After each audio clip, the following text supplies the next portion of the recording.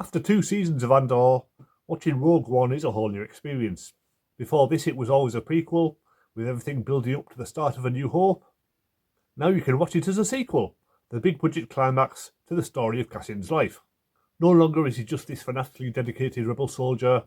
Now we know everything that it's taken to get him to this point, and the character is one of the most developed in the entire franchise. Season 2 of Andor has a unique structure, split into 4 chunks of 3 episodes each, with each batch covering a different year, getting closer to Rogue One. In retrospect, the first batch was probably the weakest. It opened strongly enough with Cassian stealing a TIE fighter, but he is then left stranded on the planet of the useless bickering rebels for several episodes. The payoff that the planet is Yavin 4 doesn't really make it worth it, as the next time we see it is a fully functioning rebel base, just like in the movies, and we never find out how we've got from one state to the other. Meanwhile, Mon Mothma attends her daughter's wedding. It looks absolutely spectacular with a beautiful setting, but again, it doesn't amount to much. I guess it's all about Mon balancing her old life with the needs of the rebellion and realising that she can't have both. But she only really expresses her emotions in the dance scene. Genevieve O'Reilly does an incredible job dancing away all the emotions that have been locked up inside of her so long. But the music feels very un-Star Warsy and kind of takes you out of it. Meanwhile, on the farming planet, Bix nearly gets assaulted by a nasty Imperial officer. It's a very unpleasant scene to watch, but this sort of thing probably happens all the time in fascist regimes, so it certainly fits with the more realistic tone of the series. Cassian swoops in and saves his friends. One of them dies, which leads you to expect that the others will also not survive the series, so it's a relief that they actually do. These episodes also establish the new relationships that have developed since Season 1. Bix and Cassian are now officially back together, and they make a very cute couple, while Sybil and Dedra are also together, which is just weird. But you do find yourself rooting for both couples, even though you know it's very unlikely that either of them will last. The second week introduces us to Gorman, another incredibly well-realised world, with a distinctive central plaza. They even have their own language, which sounds French, but technically isn't. Everyone is just speaking random syllables that sound a bit French. So that's a lot of fun.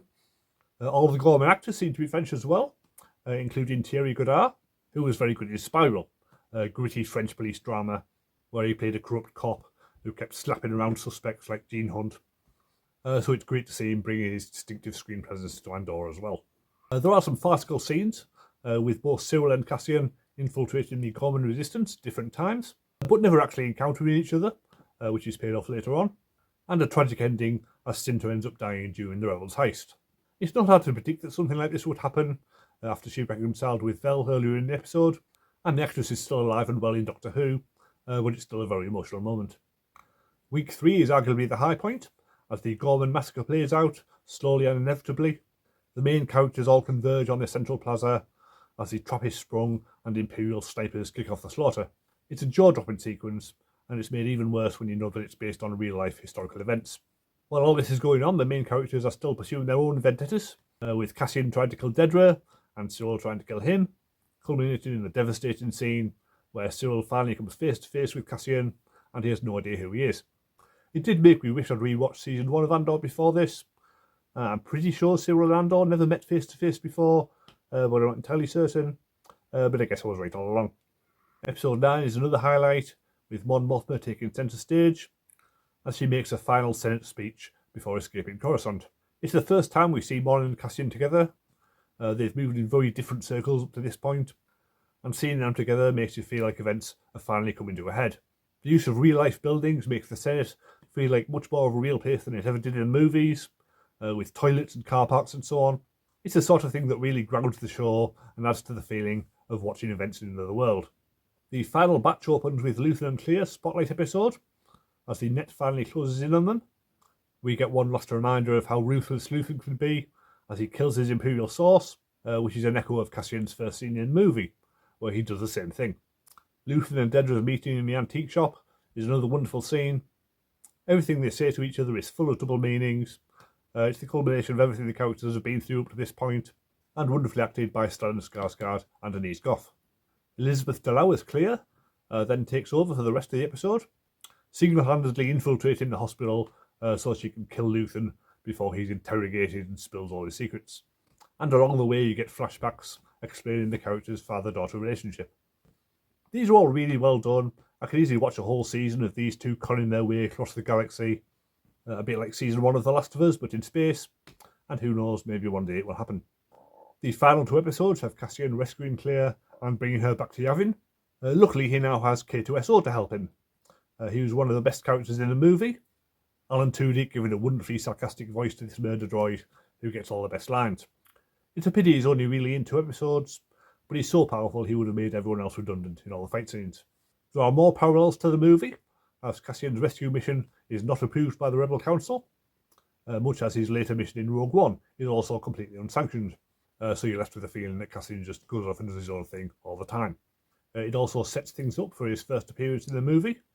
After everything he went through to get Luthen's information to the rebels, they barely believed him. He's at the end of his tether and desperate for more solid information to prove that everything he's been through wasn't for nothing. Throughout the series, Diego Luna has given him much more depth than he ever had in the movie. We've seen the vast journey he's been through and everything he's lost. So in the end, he does feel like a true hero of the rebellion, unlike Han, Leo and Luke, who just showed up at the end and took all the glory. On the Imperial side, Ben Mendelsohn returns as Krennic. In Andor, he's the most high-ranked Imperial officer that we see, and he seems absolutely terrifying, especially in the devastating scene with Dedra in her cell. But then in the movie, you realise he's completely subordinate to Tarkin and Vader, and he's just been taking out his anger on his subordinates, as his superior officers did with him. So the Empire is just a never-ending cycle of brutality.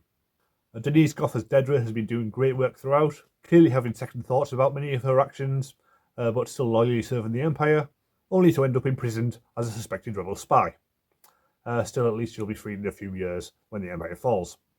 Despite knowing Cassian's fate in Rogue One, the series still manages to end on a note of hope, with Bix and Cassian's child both alive and well on the farming planet. So it does raise the possibility of Andor the Next Generation, showing how the characters are doing in the timeline of The Mandalorian.